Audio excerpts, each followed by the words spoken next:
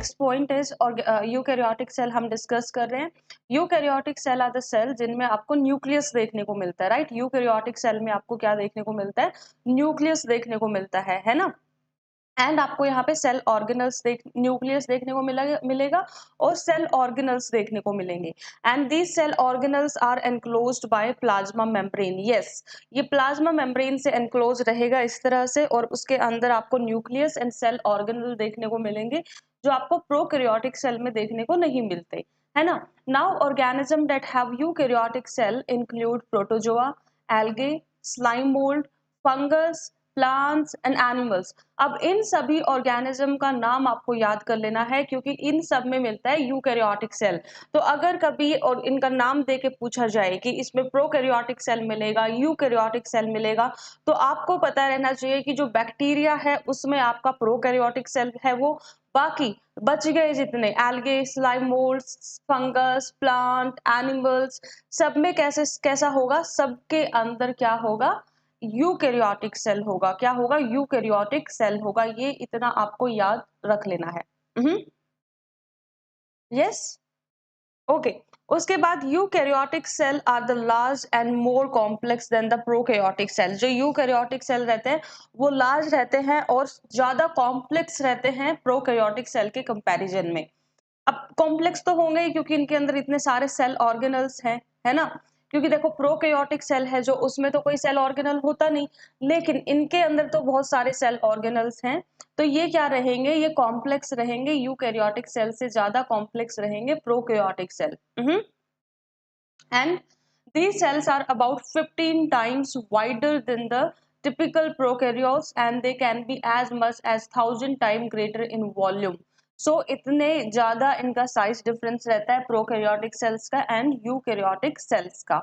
ये आपको याद रख लेना है कि यूकैरियोटिक सेल ज्यादा कॉम्प्लेक्स होते हैं, ज्यादा लार्ज होते हैं। क्यों रहता है? क्योंकि इनका स्ट्रक्चर ही ऐसा बनाया गया है कि इनमें इतने सेल ऑर्गेनल, इतने कंपार्टमेंट बने हुए हैं, तो ऑटोमेटिक ये क्या रहते हैं? ये कॉम्प्लेक्स रहते हैं, राइट। ये आपको याद कर लेना है यहाँ से। उसके बाद eukaryotic cell contains a variety of structure and organelle which perform various function within the cell are as follow। अब हमें क्या करना है कि यूकैरियोटिक सेल ऑर्गेनल जो रहते हैं, जो यूकैरियोटिक सेल में आपको बहुत सारे सेल ऑर्गेनल्स देखने को मिलेंगे, बहुत सारे कंपार्टमेंट्स देखने को मिलेंगे, उनके हमें फंक्शन करने हैं कि उनका क्या फंक्शन रहेगा, राइट। क्या फंक्शन रहेगा? सो नंबर 1 तो बात करते हैं सेल वॉल की। सेल वॉल की, now cell wall is found in the cell of plant and algae. Cell wall कहाँ मिलती है? प्लांट्स एंड एल्गे में मिलती है। Fungus and most chromalveolates which is a layer outside the cell membrane. Cell wall आपकी किस में मिलेगी? This is found in the cells of plants and algae. Plants and algae की आपको उसमें सेल वॉल मिलेगी, राइट। बाकी एनिमल्स में कोई सेल वॉल नहीं मिलेगी। तो प्लांट्स, एल्गे, बैक्टीरिया में आपकी सेल वॉल देखने को मिलेगी, लेकिन एनिमल्स में सेल वॉल नहीं होती। ये आपको अच्छे से याद कर लेना है, राइट। यस, तो ये क्या रहती है? आपको पता है कि एक लेयर रहती है जो कि प्लाज्मा मेम्ब्रेन के बाहर की तरफ रहती है, राइट। सबसे आउटर लेयर जो रहती है वो सेल वॉल रहती है। सेल वॉल के अंदर की तरफ रहती है एक और लेयर जिसको हमने बोला है प्लाज्मा मेम्ब्रेन। तो इस तरह से ये लेयर्स बनी रहती है ना। ये आपको याद कर लेना है। उसके बाद cell wall are made of okay, this is fine. Now plant cell wall are made up of cellulose, hemicellulose and pectin। जो ये सेल वॉल है ये किससे बनी रहती है? ये हेमिसेलुलोज, सेलुलोज एंड पैक्टिन से बनी रहती है।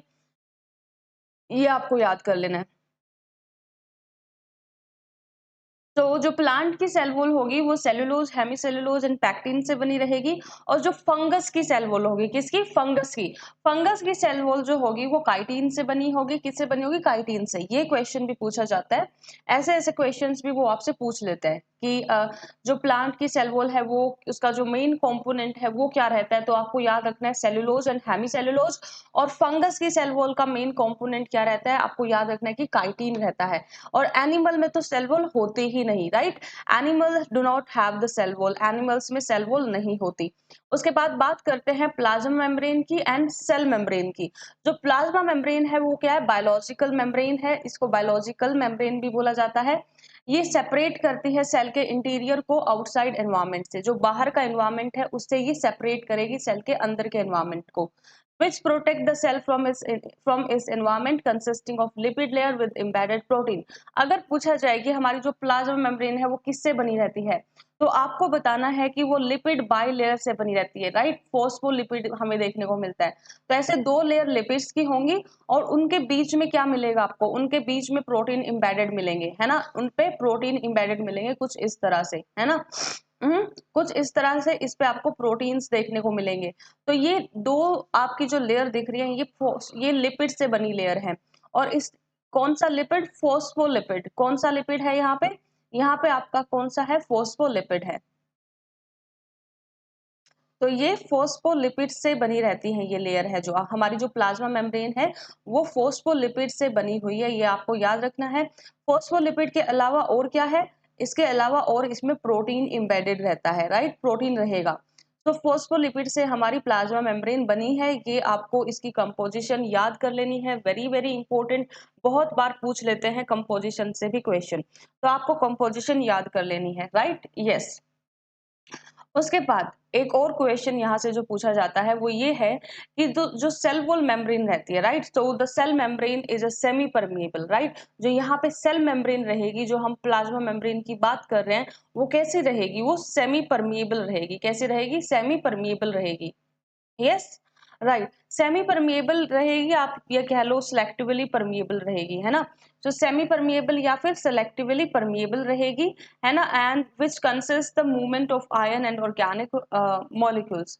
यहाँ पे मूवमेंट होगी आयंस की एंड ऑर्गेनिक मॉलिक्यूल्स की, ये आपको याद रखना है। अब सेमी परमिएबल का क्या मीनिंग है, यस एवरीवन, सेमी परमिएबल का यहाँ पे क्या मीनिंग रहेगा। सेमी परमिएबल का मीनिंग है कि जितने भी सारे टाइप के मॉलिक्यूल्स हैं, आयंस हैं, वो क्रॉस नहीं कर पाएंगे इस मेम्ब्रेन को। ओनली जो कुछ सिलेक्टेड मॉलिक्यूल्स और आयंस हैं यहाँ से क्रॉस करेंगे, सभी यहाँ से क्रॉस नहीं करेंगे।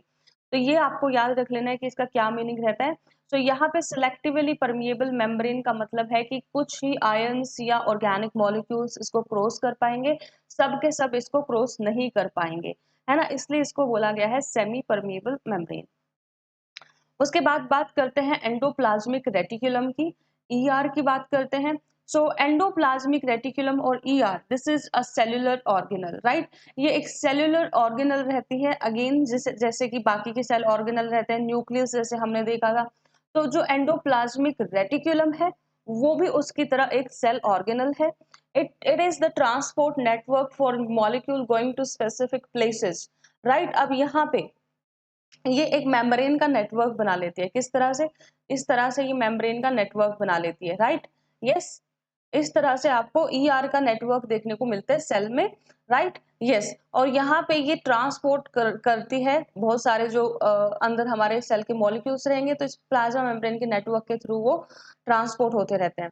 इसके अलावा ईआर दो टाइप की होती है और उसके बेसिस पे उसके डिफरेंट डिफरेंट काम होते हैं, डिफरेंट डिफरेंट उसके फंक्शन रहते हैं, है ना। बात करते हैं कि क्या फंक्शन रहेंगे, क्या रोल रहेगा, कितने टाइप के ईआर रहेंगे, यस एवरीवन, समझ में आ रहा है ना, यस। ऐसे ही बस फॉलो करते जाइए, आपको पता भी नहीं लगेगा कब आपकी जनरल साइंस सारे इंपॉर्टेंट टॉपिक्स हम कवर कर देंगे, राइट। So stay connected. Rough endo अब ईआर जो है वो दो टाइप्स की है, राइट। Endoplasmic reticulum is of two types, rough endoplasmic reticulum है एंड स्मूथ एंडोप्लाज्मिक रेटिकुलम है। जो रफ एंडोप्लाज्मिक रेटिकुलम रहती है वहां पे ribosomes are found on its surface, yes, वहां पे राइबोसोम्स हमें देखने को मिलते हैं।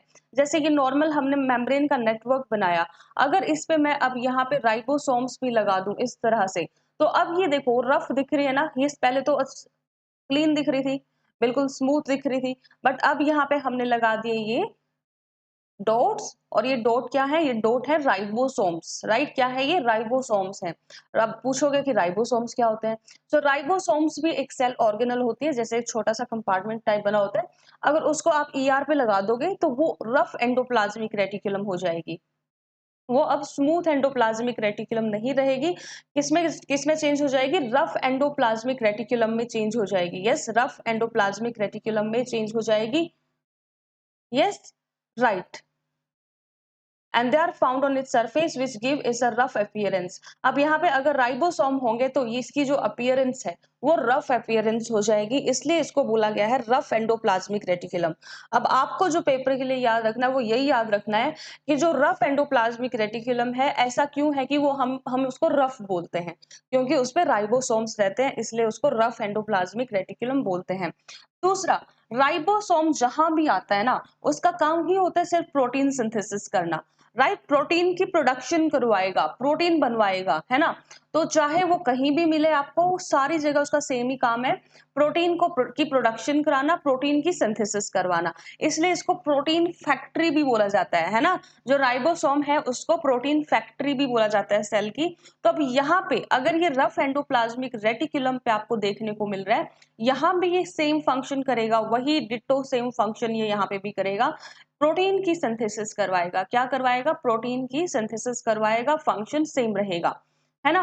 So smooth rough endoplasmic reticulum, they are found on the surface of ribosomes are found on the surface of rough endoplasmic reticulum। इसलिए जो रफ एंडोप्लाज्मिक रेटिकुलम का मेन काम है, उसका मेन फंक्शन है, वो क्या हो जाता है? वो हो जाता है प्रोटीन सिंथेसिस। वो भी क्या करेगी? प्रोटीन सिंथेसिस करेगी, ये इसका मेन काम हो जाता है, राइट। इतना समझ में आया? Yes everyone? यहाँ तक कोई डाउट नहीं है ना? यस। उसके बाद बात करते हैं स्मूथ एंडोप्लाज्मिक रेटिकुलम की। स्मूथ एंडोप्लाज्मिक रेटिकुलम स्मूथ होगा मतलब यहाँ पे कोई भी राइबोसोम्स आपको देखने को नहीं मिलेंगे, है ना। सो स्मूथ एंडोप्लाज्मिक रेटिकुलम क्या रहेगा? ये स्मूथ रहेगा, विदाउट राइबोसोम रहेगा, यहाँ पे कोई भी राइबोसोम्स आपको देखने को नहीं मिलेंगे। इट सिंथेसाइजेस लिपिड, ये लिपिड सिंथेसाइज करेगा, फोस्फोलिपिड करेगा एंड स्टेरॉइड को सिंथेसाइज करेगा। ये सब इसका फंक्शन रहेगा, ये इसकी एक्टिविटी रहती है। तो रफ एंडोप्लाज्मिक रेटिकुलम क्या करता है? प्रोटीन सिंथेसिस करता है। स्मूथ एंडोप्लाज्मिक रेटिकुलम क्या करेगा?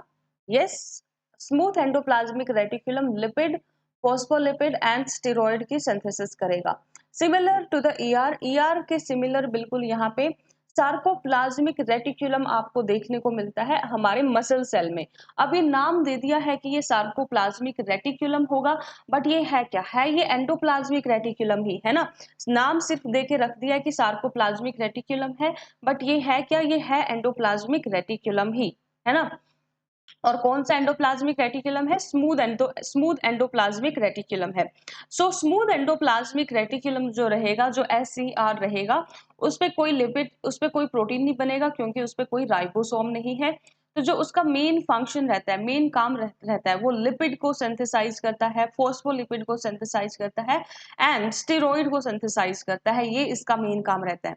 Sarcoplasmic reticulum is found only on muscle cell, सिर्फ मसल सेल में आपका सार्कोप्लाज्मिक रेटिकुलम मिलता है, जो कि जो सार्कोप्लाज्मिक रेटिकुलम है वो टर्म देख के कंफ्यूज मत होना कि पता नहीं ये क्या आ गया, ये स्मूथ एंडोप्लाज्मिक रेटिकुलम ही है जो मसल वाले सेल में मिलते हैं। और ये मेन वहां पे क्या काम करते हैं? कैल्शियम को स्टोर करते हैं। जो मेन सार्कोप्लाज्मिक रेटिकुलम का जो मेन काम रहता है वो कैल्शियम को स्टोर करना रहता है। बाकी जो स्मूथ एंडोप्लाज्मिक रेटिकुलम है उसका मेन काम लिपिड, फोस्फोलिपिड एंड स्टेरॉइड की सिंथेसिस करना रहता है। इतना आपको याद कर लेना है यहाँ से। Yes, okay. उसके बाद बात करते हैं राइबोसोम्स की, राइट। बात करते हैं हम राइबोसोम की। अब राइबोसोम जो रहता है that is a cell organelle, वो एक सेल ऑर्गेनल रहता है। Ribosomes are found free in cytoplasm, ये साइटोप्लाज्म में फ्री फॉर्म में मिलते हैं या फिर बाउंड रहते हैं एंडोप्लाज्मिक रेटिकुलम के साथ to form the rough ER, right. यहाँ पे राइबोसोम आपको हो सकता है कि ये जैसे ये सेल हो गया, हो सकता है ये साइटोप्लाज्म में आपको बिल्कुल फ्री फॉर्म में मिले, कुछ इस तरह से, है ना। ये फ्री फॉर्म हो गई। लेकिन हो सकता है ये आपके किससे बाइंड मिले? यहाँ पे देखो, ये भी तो राइबोसोम है, हो सकता है वो ईआर से बाइंड मिले, हो सकता है वो रफ एंडोप्लाज्मिक रेटिकुलम के साथ आपको मिले। दोनों तरह से मिलते हैं ये आपको साइटोप्लाज्म में भी देखने को मिलते हैं फ्री फॉर्म में, और ये आपको ईआर के साथ भी देखने को मिलते हैं, दैट इज एंडोप्लाज्मिक रेटिकुलम के साथ भी देखने को मिलते हैं। तो इस तरह से ये दोनों फॉर्म में आपको देखने को मिलते हैं, है ना। तो ये आपको याद कर लेना है, राइट। यस, और मैंने इसका फंक्शन बता ही दिया ऑलरेडी, हमने इसका फंक्शन ऑलरेडी कवर कर लिया है कि जो राइबोसोम है उनका क्या फंक्शन रहता है। तो the main function of ribosome is in protein synthesis, right. Protein बनवाता है ये, राइबोसोम का मेन काम ही है प्रोटीन बनवाना, प्रोटीन की प्रोडक्शन बोल लो, प्रोटीन की सिंथेसिस बोल लो, कुछ बोलो, राइट। तो मेन काम ही है इनका प्रोटीन बनवाना। यस, ये आपको याद कर लेना है, ये राइबोसोम्स के बारे में आपको याद रखना है। राइबोसोम क्या होता है, कौन से सेल्स में मिलता है। अब देखो, जो ऊपर वाली जो सेल ऑर्गेनल हमने करी, वो आपकी मेनली किसमें मिलती है, यूकैरियोटिक सेल में मिलती है। लेकिन राइबोसोम आपकी ऐसी सेल ऑर्गेनल है, ये आपका हर एक सेल में देखने को मिलेगा। प्रोकैरियोटिक सेल में भी, यूकैरियोटिक सेल में भी, दोनों ही सेल्स में आपकी राइबोसोम देखने को मिलते हैं। बाकी बाकी की जो सेल ऑर्गेनल है वो सिर्फ आपको यूकैरियोट्स में देखने को मिलेगी। लेकिन जो राइबोसोम्स हैं वो दोनों में, प्रोकैरियोट्स में भी, यूकैरियोट्स में भी, है ना। तो यहां तक आपको किसी भी तरह का कंफ्यूजन नहीं रहना चाहिए, है ना। तो ये हमने endoplasmic reticulum, ribosome, cell wall, plasma membrane, इतनी सारी सेल ऑर्गेनल्स हमने डिस्कस कर ली। यस,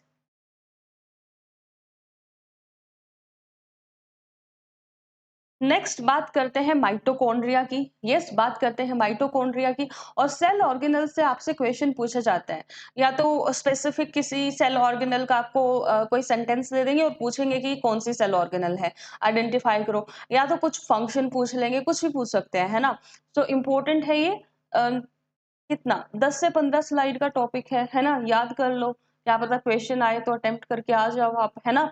तो ध्यान से एक बार यहाँ समझ लो, एक बार एग्जाम से पहले रिवाइज कर देना, मोर देन इनफ हो जाएगा, है ना।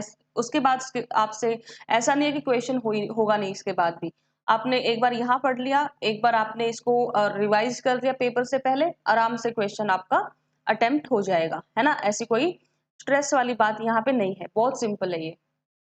Mitochondria, mitochondria are surrounded by two membrane, ये दो मेम्ब्रेन से सराउंडेड रहता है। And it has got its own genome, right. ये अपना इसका जीनोम रहता है और ये दो मेम्ब्रेन से सराउंडेड रहता है, right. So mitochondria are surrounded by two membranes and it has got its own genome. ये मतलब क्या है इसका, अब ओन जीनोम का मतलब है कि इसके पास खुद का डीएनए है। एक तो वो डीएनए है जो पूरे सेल का है, जो कि न्यूक्लियस में हमने रखा हुआ है ना। एक तो वो डीएनए होता है जो पूरे सेल का है और जो हमने न्यूक्लियस में रखा है, वो अलग है। वो डीएनए तो पूरे सेल का डीएनए है, उसको हमने सेफ रखा है, न्यूक्लियस में रखा है। अब उस डीएनए के अलावा, उस न्यूक्लियर डीएनए के अलावा, जो डीएनए हमारा न्यूक्लियस में है दैट इज फाइन, उस डीएनए के अलावा भी हमारा जो माइटोकॉन्ड्रिया है उसके पास अपना खुद का स्पेशल डीएनए मिलता है, राइट। तो माइटोकॉन्ड्रिया के पास अपना ही डीएनए रहता है अलग से, है ना। सो इसलिए इसको बोला गया है कि it has its own genome, इसके पास खुद का अपना डीएनए रहता है। देखो, जितने भी हम सेल ऑर्गेनल करेंगे, माइटोकॉन्ड्रिया एक हो गया, एक क्लोरोप्लास्ट अभी आएगा आगे। माइटोकॉन्ड्रिया एंड क्लोरोप्लास्ट ही ऐसे सेल ऑर्गेनल हैं जिसमें खुद का डीएनए होता है। बाकी कोई भी सेल ऑर्गेनल, जैसे हमने ईआर किया, एंडोप्लाज्मिक रेटिकुलम किया, वहां उसका खुद का नहीं था ना, खुद का कोई डीएनए नहीं था ना वहां पे। यस, सो खुद का डीएनए सिर्फ इनका ही है, बाकी किसी का नहीं होता, ये आपको याद कर लेना है अच्छे से, राइट। तो अगर पेपर में पूछा जाए कि कौन सी सेल ऑर्गेनल है जिसके पास खुद का डीएनए रहता है, तो वो आपकी एक तो माइटोकॉन्ड्रिया है, दूसरा आपका क्लोरोप्लास्ट है। क्या है, माइटोकॉन्ड्रिया है एंड क्लोरोप्लास्ट है। अब इनके पास अपना खुद का डीएनए है, राइट। खुद के काम ये खुद कर सकती हैं सारे, ये न्यूक्लियस से इतना मतलब नहीं रखेंगी क्योंकि इसके पास भी खुद का कंट्रोल है। जहां डीएनए आया वहीं कंट्रोल आ गया। अब ये बोलेंगे हमारे पास तो खुद का डीएनए, हम क्यों मतलब रखें तुमसे, है ना। तो वो वाला सीन यहाँ पे हो जाता है। इसलिए ये बोलते हैं कि आधा काम तो हम चला लेंगे खुद का, खुद के प्रोटीन खुद बना लेंगे, हमारे पास खुद का डीएनए आ गया तो हम अपना काम खुद चला लेंगे। लेकिन वो बोलेंगे कि न्यूक्लियस को, लेकिन हमारा डीएनए इस आपके कंपैरिजन में क्या रहेगा, काम हमारा पूरी तरह से नहीं चलेगा। तो आधा काम हम खुद चला रहे हैं, आधा आप हेल्प करिए। तो यहाँ पे न्यूक्लियस और माइटोकॉन्ड्रिया के बीच में ये रहता है कि माइटोकॉन्ड्रिया खुद का आधा काम खुद से कर लेता है, बाकी ये डिपेंड करता है न्यूक्लियस वाले डीएनए पे। तो ये पूरी तरह से आजाद नहीं है, ये पूरी तरह से ये नहीं है कि ये नहीं बोलता कि मैं बस, अब मेरा कोई मतलब नहीं है, मैं सब कुछ खुद कर लूंगा, वो वाला सीन नहीं है। यहाँ पे ये आधा तो खुद करता है और आधा ये डिपेंड रहता है न्यूक्लियर डीएनए पे। तो ये क्या है, ये सेमी ऑटोनमस है। क्या है ये आपका यहाँ पे सेमी ऑटोनमस है ना, ये आपको याद रखना है। सेमी ऑटोनमस, इसको बोलते हैं सेमी ऑटोनमस, जब वो खुद का काम खुद से नहीं चलाता और न्यूक्लियस पे डिपेंड करता है, राइट। किस पे डिपेंड करता है? न्यूक्लियस पे डिपेंड करता है। सो वो है ऑटोनॉमस है, ये है ना, ऑटोनॉमस है, सेमी ऑटोनॉमस है, राइट। मतलब आधा ही खुद से काम चलाएगा, बाकी ये न्यूक्लियस पे भी डिपेंड करेगा कुछ कुछ चीजों के लिए। सो माइटोकॉन्ड्रिया आपका सेमी ऑटोनोमस रहता है। उसके अलावा क्लोरोप्लास्ट की अगर बात करें, क्लोरोप्लास्ट भी तो है, क्लोरोप्लास्ट भी आपका क्या रहेगा? सेमी ऑटोनोमस ही रहेगा। सो ये माइटोकॉन्ड्रिया हो गया, क्लोरोप्लास्ट हो गया, ये क्या रहते हैं? ये सेमी ऑटोनोमस रहते हैं। ये क्वेश्चन काफी बार पूछा जाता है, तो आपको अच्छे से याद कर लेना है ना, कुछ भी स्किप नहीं करना है यहाँ से। Mitochondria acts as a power plant. ये जो माइटोकॉन्ड्रिया का अगर हम काम देखें कि इसका क्या फंक्शन रहता है सेल में, तो ये एक पावर प्लांट की तरह काम करता है, राइट। पावर प्लांट की तरह काम करता है मतलब ये एटीपी बनाता है। It means that the maximum energy is in the form of ATP is produce. तो ये एटीपी की फॉर्म में एनर्जी बनाएगा सेल में। हम्म। जितनी भी सेल में एनर्जी बनेगी कौन बनाएगा? माइटोकॉन्ड्रिया बनाएगा। किस फॉर्म में बनाएगा? एटीपी की फॉर्म में बनाएगा। अब सारी एनर्जी हमें यहाँ से मिल रही है, जो सेल है, सेल को सारी एनर्जी कहाँ से मिल रही है? माइटोकॉन्ड्रिया से मिल रही है। तो माइटोकॉन्ड्रिया ने बोला ये मेरा पावर प्लांट है, जब भी मुझे एनर्जी की नीड होगी मुझे माइटोकॉन्ड्रिया से मिल जाती है। तो माइटोकॉन्ड्रिया को सेल ने बोला पावर प्लांट, राइट। इसको क्या बोला? इसको बोला पावर प्लांट है भाई ये तो मेरा, है ना। So mitochondria is the power plant of the cell. ये पावर प्लांट रहता है सेल का। यस, पावर प्लांट मतलब कि पावर हाउस कह लो, पावर प्लांट कह लो। ये सेल की सारी एनर्जी बनाता है, इसलिए इसको पावर हाउस या पावर प्लांट बोला गया है। अब ये आपको अच्छे से याद कर लेना है, क्योंकि काफी इतने टाइम ये पेपर्स में पूछा गया, हम काउंट भी नहीं कर सकते, बहुत बार पूछा गया है ना। So power house of cell is क्या होगा? Yes everyone, mitochondria. यस, क्या होगा? Mitochondria is the power house of cell. Power house of cell क्या होगा? माइटोकॉन्ड्रिया होगा। Yes, yes. So this is the power house of the cell, mitochondria is the power house of the cell. काफी बार पूछा गया, बिल्कुल रट लो इसको, है ना। अब ड्यूरिंग सेल्यूलर रेस्पिरेशन के टाइम पे जो इनिशियल प्रोसेसेस रहती हैं, the initial processes takes place in cytoplasm. जो इनिशियल प्रोसेस होगी वो साइटोप्लाज्म में होगी, एंड देन इन माइटोकॉन्ड्रिया, और उसके बाद ये माइटोकॉन्ड्रिया में होगी, है ना। सो सेल्यूलर रेस्पिरेशन होती है मेन माइटोकॉन्ड्रिया में। इसी के थ्रू ये क्या बनाता है? एनर्जी बनाता है। तो अगर आपसे पूछा जाए कि सेल्यूलर रेस्पिरेशन कहाँ होती है, तो कुछ स्टेप तो साइटोप्लाज्म में होंगे, बाकी जो फाइनल स्टेप्स होते हैं वो माइटोकॉन्ड्रिया में होते हैं, राइट। यस। तो यहाँ पे एटीपी जो बनेगी वो माइटोकॉन्ड्रिया में बनेगी, इसलिए इसको बोला गया है power house of the cell. और एटीपी क्या रहता है वो भी समझ लो, राइट। यहाँ पे देखो मैंने हाईलाइट किया हुआ है बिल्कुल, ये भी पूछा जाता है। सो एटीपी क्या रहता है? ATP is the energy currency of cell. Energy currency of cell मतलब कि जैसे हमारी करेंसी क्या है? रुपीज है। हमें कुछ लेके आना होगा, कुछ मार्केट से खरीदेंगे तो हम रुपीज देंगे और सामान ले लेंगे। ऐसे ही सेल का भी सिस्टम है कि सेल को कोई एक्टिविटी करनी है, कोई रिएक्शन करनी है, कुछ न्यू प्रोडक्ट बनाना है, या किसी कुछ चीज का ब्रेक डाउन करना है, राइट। तो ये सेल क्या करेगा? ये भी करेंसी यूज करेगा। इस यहाँ पे होती है एनर्जी करेंसी, मतलब एनर्जी का यूज करना, राइट। Energy currency. अब इसकी एनर्जी करेंसी एटीपी है, तो इसको कुछ भी काम करना होगा तो ये एटीपी को यूज कर लेगा, है ना, राइट। और एटीपी कौन बना रहा है? माइटोकॉन्ड्रिया बना रहा है, पावर हाउस ऑफ सेल बना रहा है ना। ये इतना आपको याद रख लेना है कि एनर्जी करेंसी क्या है, एनर्जी करेंसी कहाँ बनती है, एनर्जी करेंसी का काम क्या है ना। इतना याद कर लो बस। एटीपी, अब एटीपी क्या रहता है? एटीपी की फुल फॉर्म कई बार पूछ लेते हैं, तो एटीपी की फुल फॉर्म भी आपको याद रखनी है। यहाँ से सारे पॉइंट इंपोर्टेंट है, कुछ भी आपको स्किप नहीं करना, है ना। एटीपी, एटीपी क्या रहता है? ATP is the adenosine triphosphate, right. ATP is the adenosine triphosphate. Yes, ये आपको याद कर लेना है।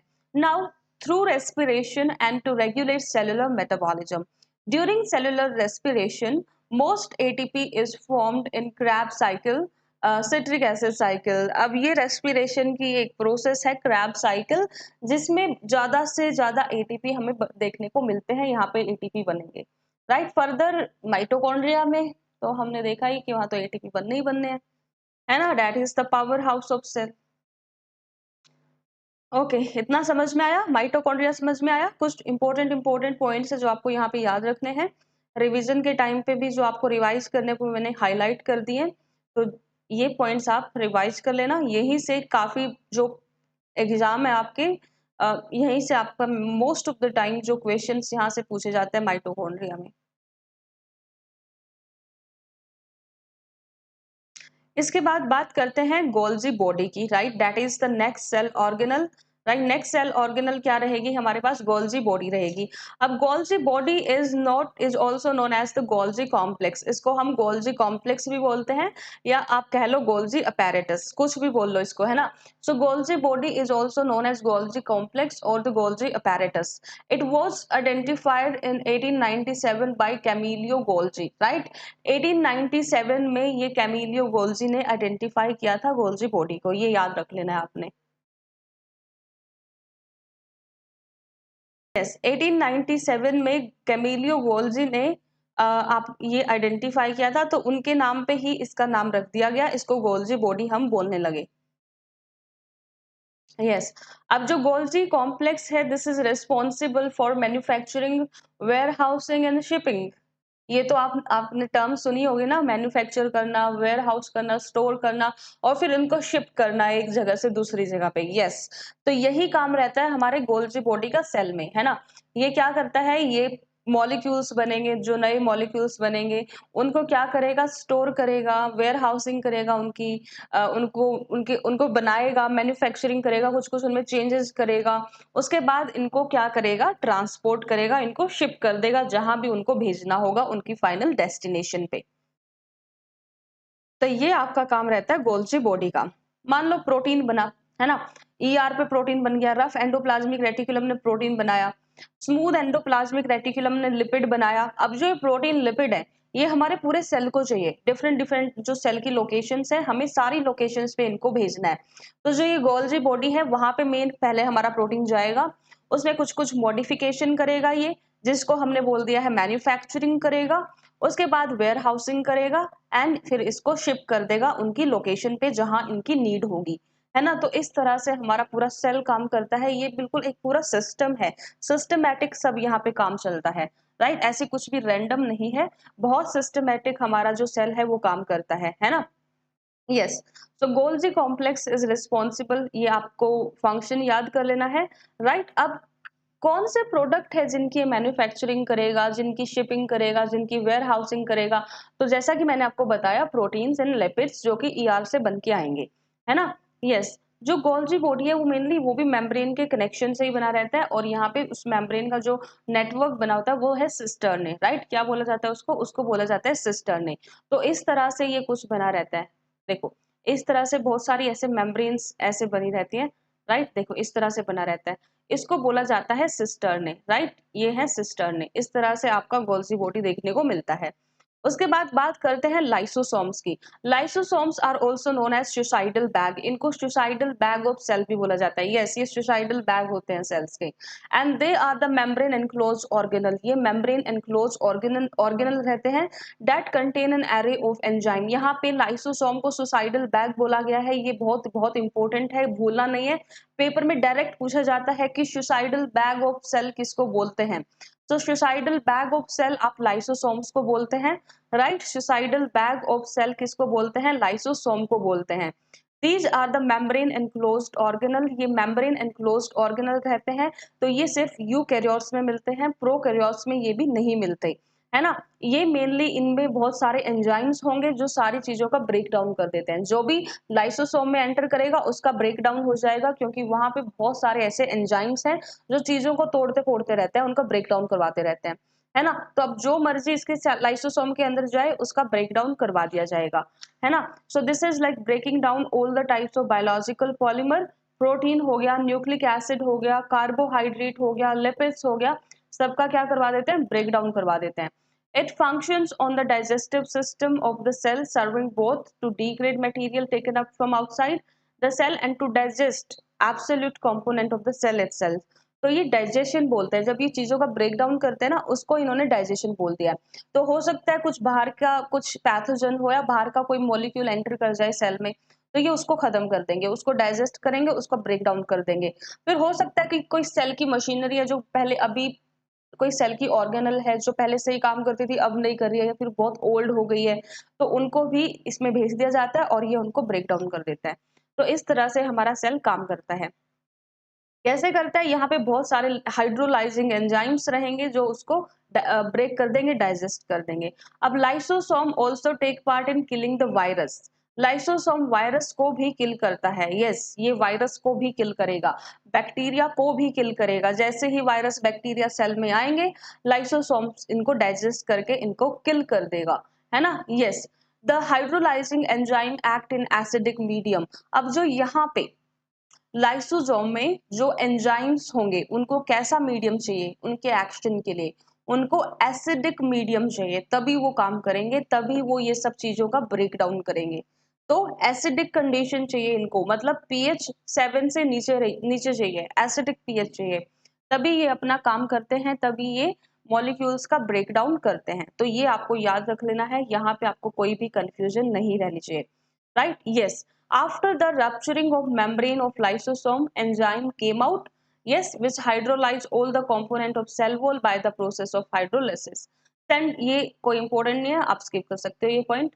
सेंट्रोसोम, सेंट्रोसोम क्या रहता है, अब ये आपका cytoskeletal organiser of the cell रहता है। अब देखो जो सेल रहता है ना, वहां पे साइटोस्केलेटन भी होता है। साइटोस्केलेटन मतलब ऐसे प्रोटीन के फाइबर मिलेंगे आपको देखने को थ्रू आउट द सेल। जैसे रोप होती है ना, रोप से हम किसी चीज को सपोर्ट प्रोवाइड करते हैं, वैसे ही सेल में भी रोप की तरह आपको फाइबर्स देखने को मिलेंगे जो सेल को सपोर्ट प्रोवाइड करते हैं। अब ये सेल को सपोर्ट प्रोवाइड करेंगे, राइट, इनको ही बोला गया है साइटोस्केलेटल एलिमेंट्स, राइट। और इनका क्या किससे बने रहते हैं, ये प्रोटीन से बने रहते हैं। किससे बने रहते हैं, प्रोटीन से बने रहते हैं। अब अगर ये प्रोटीन से बने रहते हैं, राइट, ये दिस इज ओके, इनका मेन काम क्या रहेगा, ये सेल को सपोर्ट प्रोवाइड करेंगे। और अब आप पूछोगे कि स्टार्ट कहाँ से होंगे, प्रोड्यूस कहाँ कहाँ से होंगे, तो ये सेंट्रोसोम से होंगे। This is the cytoskeletal organiser of the cell, right. ये आपके जो माइक्रोट्यूब्यूल्स है, माइक्रोट्यूब्यूल्स क्या है, अब ये फाइबर्स हैं, राइट। ये जो मैंने आपको फाइबर्स बना के दिखाए, ये वो फाइबर्स हैं, ये साइटोस्केलेटल फाइबर्स हैं। माइक्रोट्यूब्यूल साइटोस्केलेटल फाइबर्स को ही बोला जाता है। तो ये सेंट्रोसोम से ही प्रोड्यूस होंगे, है ना। Yes, now a single centrosome is present in animal cell। जो एनिमल सेल रहता है वहां पे आपको एक सिंगल साइटोस्केलेटन देखने को मिलता है। क्या देखने को मिलता है, एक सिंगल साइटोस्केलेटन देखने को मिलता है एनिमल सेल में। Plant and most fungus lack the centrosome. अब अगर हम प्लांट्स की बात करें और फंगस की बात करें, वहां पे आपको सेंट्रोसोम देखने को नहीं मिलेगा। जो मेन आपको सेंट्रोसोम देखने को मिलेगा वो एनिमल सेल में ही देखने को मिलेगा, ये आपको याद रखना है।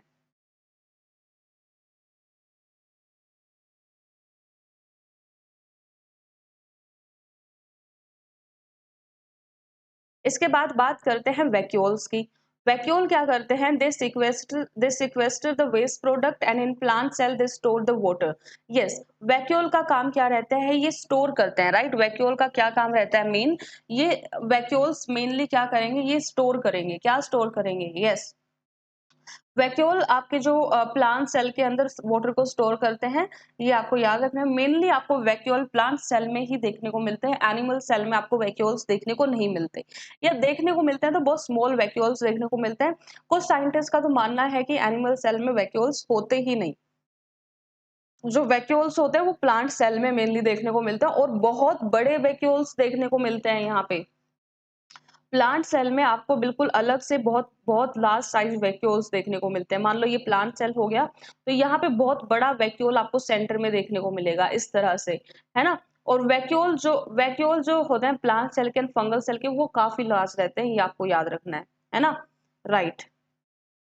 बाकी नेक्स्ट क्या दिया गया है, programmed cell death, that is PCD. Programmed cell death का मतलब है this is the cell death of a cell in any form. Cell की खुद की डेथ हो जाना इज प्रोग्राम्ड सेल डेथ, है ना। यस, और वो खुद ही करवा लेता है अपनी डेथ, उसको बोलते हैं प्रोग्राम्ड सेल डेथ। मतलब खुद ही सेल अपनी खुद की डेथ करवा लेता है, राइट। क्यों, इंट्रा सेल्यूलर, सेल के अंदर से कुछ ऐसे सिग्नल बनते हैं जिससे उसकी डेथ हो जाती है। इंट्रा सेल्यूलर मतलब इंट्रा मतलब विद इन, अंदर से ही, किसके, सेल के। तो सेल के अंदर से ही कुछ ऐसे सिग्नल बनते हैं जो उसकी डेथ करवा देते हैं, उसको बोलते हैं प्रोग्राम सेल डेथ, है ना। और इसी को सेल्यूलर सुसाइड भी बोलते हैं। क्या बोलते हैं, इसी को सेल्यूलर सुसाइड भी बोलते हैं। तो अब यस, सो ये भी एक बायोलॉजिकल प्रोसेस रहती है जहां पे सेल अपनी खुद की डेथ कर लेता है, खुद को सुसाइड कर लेता है ना। Yes, so for example, differentiation of fingers and toes in a developing human embryo occurs because cell between fingers apoptose। जो अब हमारी फिंगर्स बनी है, जो फिंगर्स के बीच वाले ये जो खाली स्पेस है, ये कैसे बना, तो जो यहाँ पे जो सेल्स थे ना, उन्होंने खुद को प्रोग्राम सेल डेथ कर लिया था। ये जो स्पेस हमें मिला, ये क्यों देखने को मिला, क्योंकि यहाँ पे जो सेल्स थे, यहाँ के इनके बीच में जो सेल्स थे, उन्होंने खुद की प्रोग्राम सेल डेथ करवा ली, खुद को एपोप्टोज करवा लिया। एपोप्टोज भी क्या होता है, प्रोग्राम सेल डेथ को ही बोला गया है, राइट। एपोप्टोज भी प्रोग्राम सेल डेथ को ही बोला गया है। तो इस तरह से ये खुद की सेल डेथ करवा लेते हैं, इस तरह से ये खुद की एपोप्टोसिस करवा लेते हैं। इसी को ऑटोफेगी भी बोला जाता है। कंफ्यूज नहीं होना है, इन सब का सेम मीनिंग है, राइट। जहां पे सेल की डेथ की बात करी जाए एग्जाम में, प्रोग्राम सेल डेथ की बात करी जाए, आपको ये वाला ऑप्शन वहां पे टिक कर देना है ना। ओके, नेक्स्ट बात करते हैं न्यूक्लियस की, राइट। न्यूक्लियस वाज सबसे इंपॉर्टेंट, है ना, बहुत बार पूछा जाता है। सबसे पहले तो न्यूक्लियस की डिस्कवरी किसने करी, ये याद रखना है आपको। तो न्यूक्लियस की डिस्कवरी किसने करी, रॉबर्ट ब्राउन ने करी। यस, तो जो न्यूक्लियस की डिस्कवरी करी गई थी वो किसने करी थी, रॉबर्ट ब्राउन ने करी थी। कब करी, 1831 में करी। कब करी, 1831 में करी, है ना। अब जो न्यूक्लियस रहता है वहां पे हमारा रहता है डीएनए, राइट। न्यूक्लियस में रहता है डीएनए। तो जो ये न्यूक्लियस है, यहाँ पे रहेगा डीएनए। तो ये क्या है, ये मेन कंट्रोल सेंटर है सेल का। क्या है ये, मेन कंट्रोल सेंटर है सेल का, क्योंकि यहाँ पे न्यूक्लियस रहता है। तो the nucleus is a membrane bound organelle found in eukaryotic cell. और न्यूक्लियस आपको सिर्फ यूकैरियोटिक सेल में देखने को मिलता है, प्रोकैरियोटिक सेल में देखने को नहीं मिलता। यस, दूसरा एक एक्सेप्शन है जो काफी बार पूछा जाता है, दैट इज आरबीसी सेल। हमारे जो मैमल्स के आरबीसी रहते हैं, जैसे हमारे जो रेड ब्लड सेल हैं, हमारे अंदर बहुत टाइप के सेल्स रहते हैं, उसमें से रेड ब्लड सेल एक टाइप है जो हमारे ब्लड में मिलते हैं, है ना। तो उनमें न्यूक्लियस नहीं रहेगा। जो मैच्योर आरबीसीज है उनमें आपको न्यूक्लियस नहीं देखने को मिलता, बाकी सारे सेल्स में देखने को मिलता है। ये आपको याद रख लेना है ना। और प्लेटलेट्स जो रहते हैं, प्लेटलेट्स जो बनते हैं हमारे, उसमें भी न्यूक्लियस नहीं होता। लेकिन जो आपके पेपर में पूछा जाता है वो मेनली आरबीसी पे क्वेश्चंस पूछे गए हैं प्रीवियस ईयर में। तो आरबीसी आपका इंपॉर्टेंट बन जाता है इसलिए, है ना। यस, इसके बाद this is the controlling and coordinating organ of the nucleus due to the presence of DNA in it. अब इसके अंदर डीएनए है तो ये कंट्रोलिंग एंड कोऑर्डिनेटिंग ऑर्गन है सेल का। मतलब जितना सेल का कंट्रोल होगा वो सारा यहीं से होगा। जैसे हमारा जो मेन कंट्रोल है वो क्या है, हमारा ब्रेन है ना। यस, जो हमारी जितनी एक्टिविटी है, जितने हमारी बॉडी के फंक्शन है, सब कौन कंट्रोल करता है, ब्रेन करता है। सिमिलरली जो सेल के अंदर है, सेल का ब्रेन क्या है, वो है न्यूक्लियस। सारी जितनी इंफॉर्मेशन कन्वे करनी होगी, जो भी ऑर्डर पास करना होगा, वो कौन करेगा, वो न्यूक्लियस करेगा। सो यहाँ पे nucleus is the main control centre of the cell. Cell का मेन कंट्रोल सेंटर क्या रहेगा, न्यूक्लियस रहेगा। इसमें किसी भी तरह का कंफ्यूजन आपको नहीं रहना चाहिए, right. Now the nucleus is spherical and spherical from the cytoplasm by a double membrane called the nuclear envelope. DNA is also found in mitochondria. Mitochondria में आपको DNA भी देखने को मिलता है and chloroplast भी देखने को मिलता है, right? Yes, that is found only in plant cell. तो इस तरह से आपको यस ये सारे सेल ऑर्गेनल्स देखने को मिलते हैं। इसके अलावा एक एक्स्ट्रा सेल ऑर्गेनल है जो आपको प्लांट में देखने को मिलता है, जो कि है क्लोरोप्लास्ट। क्लोरोप्लास्ट में फोटोसिंथेसिस होती है। जो प्लांट फोटोसिंथेसिस करते हैं वो क्लोरोप्लास्ट में करते हैं। और क्लोरोप्लास्ट का भी खुद का डीएनए रहता है, माइटोकॉन्ड्रिया का भी खुद का डीएनए रहता है। इसके अलावा जो मेन पूरे सेल का जो डीएनए है वो न्यूक्लियस में रहता है। ये आपको याद रख लेना है। इतना अगर ये आप याद कर लेंगे, so that will be more than enough. Yes, so with this we have completed the cell topic. I hope आपको क्लास समझ में आई होगी and helpful लगी होगी. If you like the video, do like, share and subscribe Brainipedia Skill. Stay connected for our upcoming sessions, right? Have a good day. Prepare well.